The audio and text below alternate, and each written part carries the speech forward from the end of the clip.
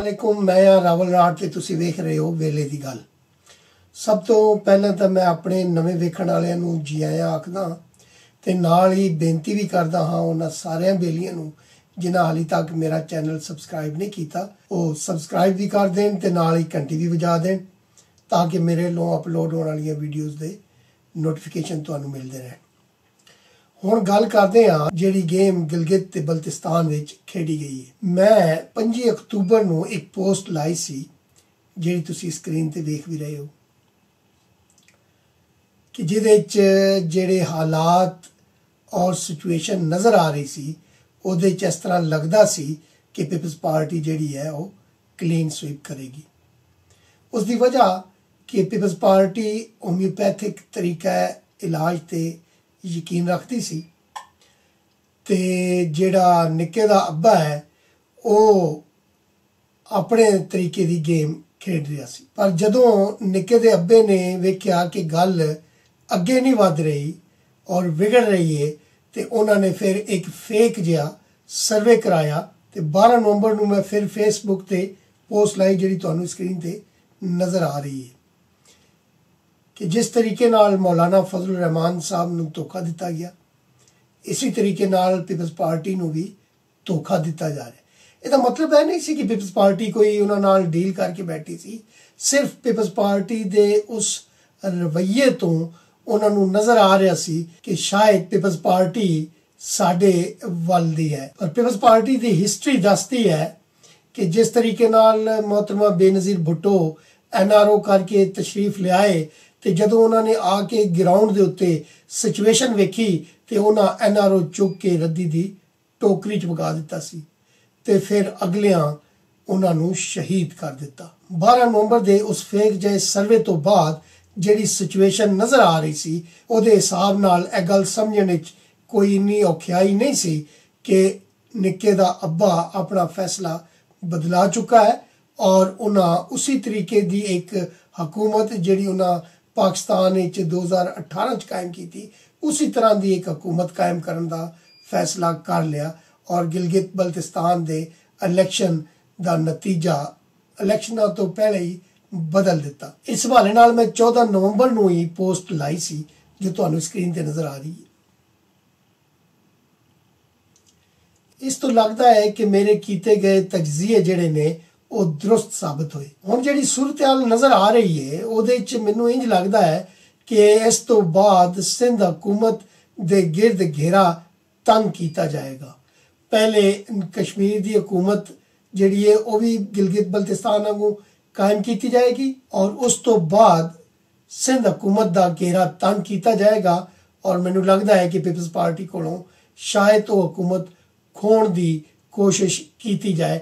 उस वक्त PDM की क्यादत का इम्तिहान होएगा। मैं समझदा वां कि जिहड़ी इलैक्शनां तो बाद बिलावल भुट्टो जरदारी ने प्रेस कॉन्फ्रेंस की थी उहदे विच जिहड़ा उन्हां दा लहजा और अल्फाज सन वो दस रहे सन कि उन्हां आने वाले वक्त विच अपना बयानिया नून लीग दे बयानिए दे करीब लै जाना है। इत्थे ही निक्के दा अब्बा भी बैक वक्त कई गेमां लैके चल रहा है। ਇਹ ਜਿਹੜਾ फैजाबाद दे विच बाबा जी जिन्हां दियां बैटरियां डिसमेंटल करके स्टोरेज कर दित्तियां गईयां सन उन्हां दियां बैटरियां दोबारा फिट करके उन्हां नूं मोटरवे ते क्यों चढ़ा दिता गया है। जिस मसले नूं लैके वो मैदान विच निकले ने वो मामला ते 2 सितंबर नूं शुरू होया। 24 अक्तूबर नूं फ्रांस दे हुक्मरानां वल्लों तौहीन की गई और उस तो बाद अज 16 नवंबर है और 15 नवंबर नूं बाबा जी नूं बैटरियां फिट करके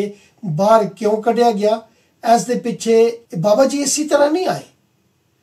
अगर तुसी याद करो तो जदों नवाज शरीफ की हुकूमत का थल्ला लाया जा रहा सी ते यही बाबा जी इसी अंदाज नाल निकले सन और मीडिया खामोश सी। हुण भी ये बाबा जी जिहड़े निकले ने ते मीडिया खामोश रहा है। अज कुछ जिहड़ा है मीडिया के उत्ते कोई थोड़ियां बहुत झलकियां दिखाईयां गईयां।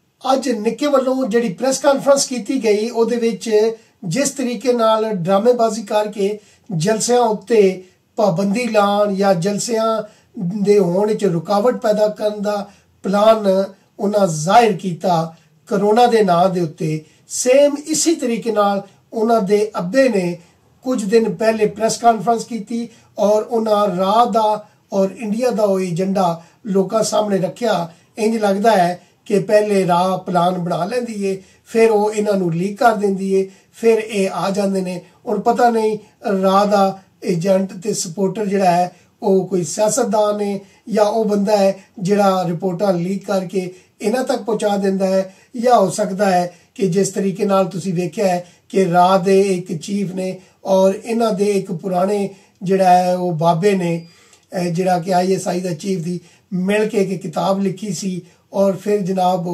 ਪਤਾ ਚੱਲਿਆ ਕਿ ਉਹ ਅਮਰੀਕਾ ਜਾ ਕੇ ਬਰਾਮਦ ਹੋਏ ਔਰ ਅੱਜ ਕੱਲ੍ਹ ਫਿਰ ਮਤਲਬ ਕੋਈ ਸਮਝ ਨਹੀਂ ਆਉਂਦੀ ਕਿ ਉਹ ਕਿੱਥੇ ਨੇ ਔਰ ਕਿੱਥੇ ਨਹੀਂ ਨੇ।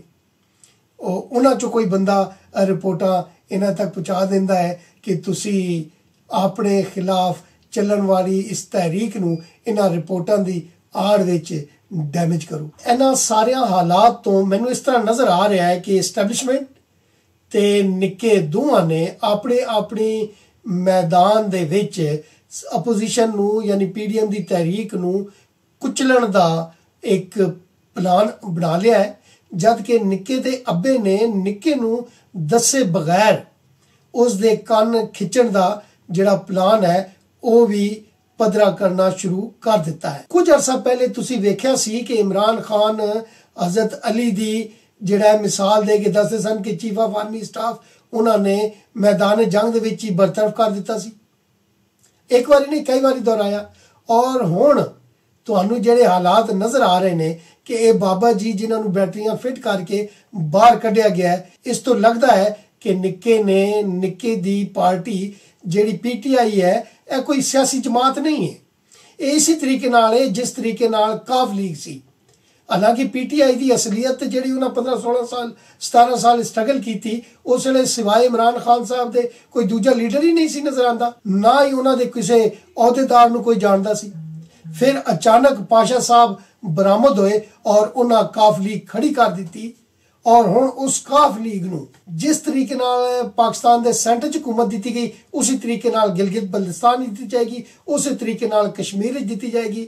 ਔਰ ਫਿਰ ਮੁਮਕਿਨ ਹੈ ਕਿ ਅਗਲਾ ਪਲਾਨ ਜਿਹਦੇ ਉੱਤੇ ਉਹਨਾਂ ਨੇ ਆਪਣਾ ਹਰਕਾਰਾ ਜਹਾਂਗੀਰ ਤਰੀਨ ਸਾਹਿਬ ਵਾਪਸ ਬੁਲਾਇਆ ਹੈ ਉਹਨਾਂ ਦਾ ਕੰਮ ਸ਼ੁਰੂ ਹੋਵੇ। ਔਰ ਮੁਮਕਿਨ ਹੈ ਕਿ ਅਗਰ ਨਿੱਕਾ ਇਸ ਤਰ੍ਹਾਂ ਦਾ ਬਿਆਨ ਫਿਰ ਦੇਵੇ ਕਿ ਹਜ਼ਰਤ ਅਲੀ ਨੇ ਚੀਫ ਆਫ ਆਰਮੀ ਸਟਾਫ ਬਰਤਰਫ ਕੀਤਾ ਸੀ ਤੇ ਉਸ ਤੋਂ ਪਹਿਲੇ ਜਿਹੜਾ ਨਿੱਕਾ ਹੈ ਉਸ ਦੀ ਜਗ੍ਹਾ ਦੇ ਉੱਤੇ ਉਸ ਤੋਂ ਛੋਟਾ ਨਿੱਕਾ ਲਿਆ ਕੇ ਬਿਠਾ ਦਿੱਤਾ ਜਾਏ ਤੇ ਇਹ ਜਿਹੜੀ ਕਾਫ ਲੀਗ ਹੈ ਇसी सूरत हाल ਦੇ ਵਿੱਚ ਚਲਦੀ ਰਵੇ और फिर ਜਿਹੜੀ PDM ਦੀ तहरीक है उस दे खिलाफ डंडा इस्तेमाल किया जाए। इस दौरान मुमकिन है साहब बहादुर आप भी सामने आ जान। अमरीका दे विच जदों एडमिनिस्ट्रेशन चेंज होएगी ते उस वक्त मुमकिन है कि निके दा अब्बा अपने ताश दे पत्ते होर बाहर कढे, लेकिन हाली कुछ क्या नहीं जा सकता क्योंकि एवरी डे जिहड़ा है सिचुएशन चेंज हो रही है। निके दा अब्बा इस बैटरी वाले बाबे नूं अगे किस तरह इस्तेमाल करते ने ਇਹ